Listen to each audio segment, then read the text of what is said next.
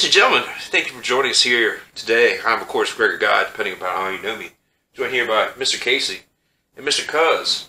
And we'll be doing, made it all the way to episode 10 of Banghead Financial, and that will be what we will be recording today. Brief market rundown. The U.S. markets are slightly down this week, on average between 2 and 4%, depending on which particular market it is. The total crypto market cap is sitting at 1.98 trillion at the time of this recording, which is down about $250 billion over the course of a week. Now, some people are panicking, but a lot of long positions got liquidated, which kind of just, causes another cascading effect of more long positions getting liquidated and so on and so forth. Also, during the course of this week, some issues have happened in Kazakhstan, which, if I'm not mistaken, is the home of Borat. But anyway, Kazakhstan also accounts for 18% of the Bitcoin mining, and the hash rate. That's a very large percentage for a very small country. Yeah, backwards. Well, I don't know how to say backwards country. But. Electric. So, but obviously,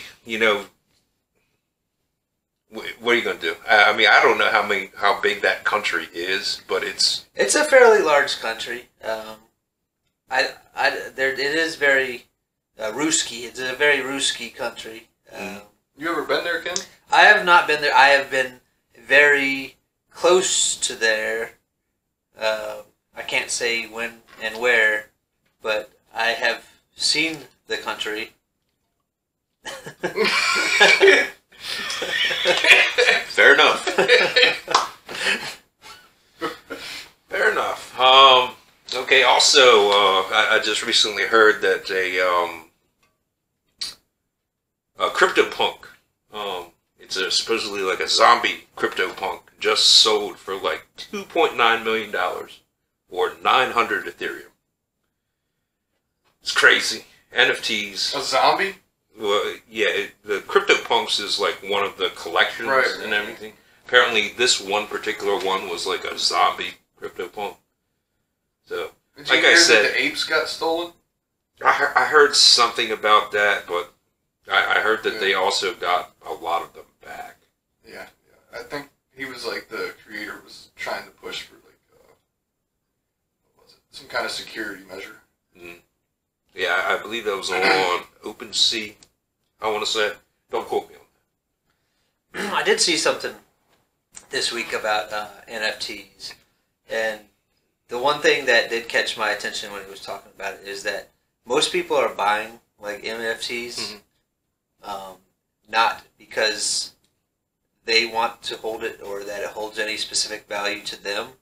They only want to hold it so that they can make money off it at a later date. And you have to be aware of that, because it's actually true. The only reason I would invest in an NFT is so that I could I have not invested in NFTs, but the only reason why I would hold one is so that I could sell it at a later date. If it doesn't really hold any value to me other than the fact that I want to sell it, is it really worth as much as if it's not worth that to me? There might be very, very few people that it might be worth to. Right. Yeah, and I mean I totally agree with that assessment, and that's why I just don't really follow the NFT thing that closely. Right. But I mean, you hear something like this, someone getting almost $3 million for an NFT. It's just like there's a lot of money being thrown around. It's like a status thing for some people. It's not necessarily like people do it like you're talking about, like buying them and selling them. But then there's like, for instance, Eminem bought one of the apes. It's like a look at me type of thing. Right. None of us are into that kind of stuff, but yeah. Also, touching on NFTs and everything, GameStop is planning on entering the NFT marketplace space. I just heard about this morning, so I didn't have a whole lot of time to, throw together a lot of information on it. But I mean, I guess they're going to have to do something. I haven't even heard the GameStop name since that whole thing stock happened market with thing. the whole stock market thing. And I used to when I was younger, I'd go to GameStop to buy games because you had to buy the physical copy of games. You don't have to do that anymore. I don't know where GameStop's market is. I feel like the new GameStop. Well, I mean, it's not new, but Steam is basically like the new GameStop where you go to buy games on PC. Right. But I mean, the Microsoft store is kind of like, for Xbox. I'm sure the PlayStation's got, their marketplace or whatever. Yeah, I mean, I don't know how much, actual, game products GameStop still sells nowadays. So, I mean, they're, I guess, trying to move into or find a niche, carve out a niche. I think they're trying to do online. New space. That would be the smartest thing to do. Right, everything's online. They don't have the overhead of a physical store. Yeah. The smartest thing to do would to be just like to work out like a Steam type, because they have name recognition in the games world. If they could probably carve out maybe not the size of Steam, but they could probably carve out a section for selling online games, just like Steam. But there's another issue with that too, is that the developers, Ubisoft, CD Projekt Red, EA, Microsoft, they all have their own game stores online also. So there's a possibility that at some point Steam might be getting. The only reason Steam's around is because they're so large, but there's a possibility that the game developers might trap all their games behind their own stores, and you'll obviously have to own or go to all the different websites to buy these games. And then that'll leave Steam with only smaller game brand names, maybe independent creators. Yeah, I mean that's possible. That could happen. I can see that happening. Sure. For the NFTs, there's a backlash because like Square Enix is going to try to make their own NFTs. There was a couple other ones. Well, anyone can make their own NFT. I know. All you got to do is pay the minting fee. So. And then you got like the comic book heroes, like Marvel and stuff. They're going to start making NFTs. Yeah. So I mean, and everybody's going to capitalize on it. Yeah, I mean, like I said, they're calling 2021 the year of the NFT. So. 2021 or 2022? 2021, last year. Oh. I mean, that's when the whole NFT craze kind of really exploded. Yeah, because they've been around for a couple of years. Right. I think it was Ubisoft that tried to make their own crypto. Well, no, they're looking into blockchain gaming, so that's going to be interesting to follow. There's something called Cobalt. Have you heard of Cobalt? It's a cryptocurrency that I'm pretty sure that Ubisoft was trying to boost, and they tried to sell it on their games. I haven't heard it, but I mean, I wouldn't be surprised. I know that they had like 100 purchasers, and that's about it. They definitely thought it was going to be a lot bigger than it was. Well, I'll maybe look into that. The only other thing really going on this week in particular, actually, it was announced back in December. Mexico, the country of Mexico, they plan on instituting a CBDC, which is a central bank digital currency, in their country by 2024.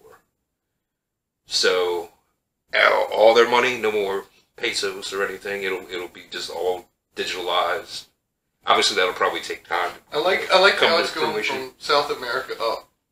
It started in Africa. Yeah. Did it start in Africa? Yeah. The banking system, the crypto banking system? Well, it's the online banking system. I can't remember exactly what country it was, but the population's faith in their own currency collapsed, and they really had nothing going for them. And then I'd have to look into it more to see more information, but I know that that's where that online currency started nationalizing.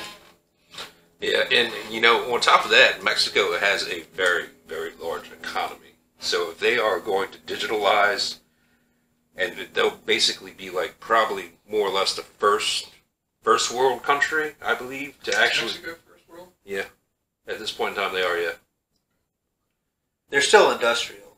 right. I mean, Right. I believe they have like I want to say like the 17th largest GDP out there right now. That makes them first world. It's 100. It's 99% dependent on the United States, though.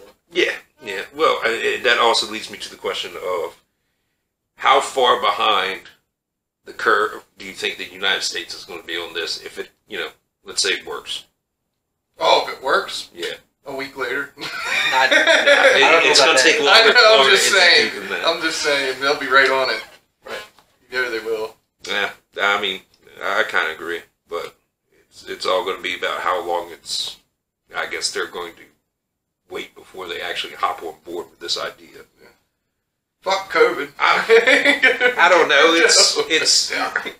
I mean, realistically, it's the way the world is going to, be moving toward. So, I don't know. Well, there we go.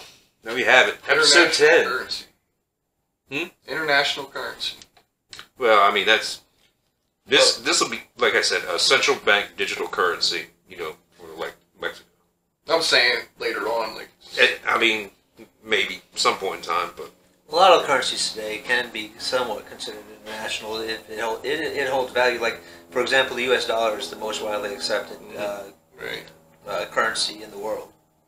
So it basically can be considered an international currency. To an extent. Because when you go to other countries, you still gotta trade in your dollar for their. Most of the time, you have to use their currency. sometimes Well, sometimes you can still use U.S. dollars. Yeah, Yeah. in certain There- places. there- in the places There's countries where they don't even have they have their own currency, but it ain't worth anything, and they will gladly take a dollar from you. Sure enough. Jamaica was like that.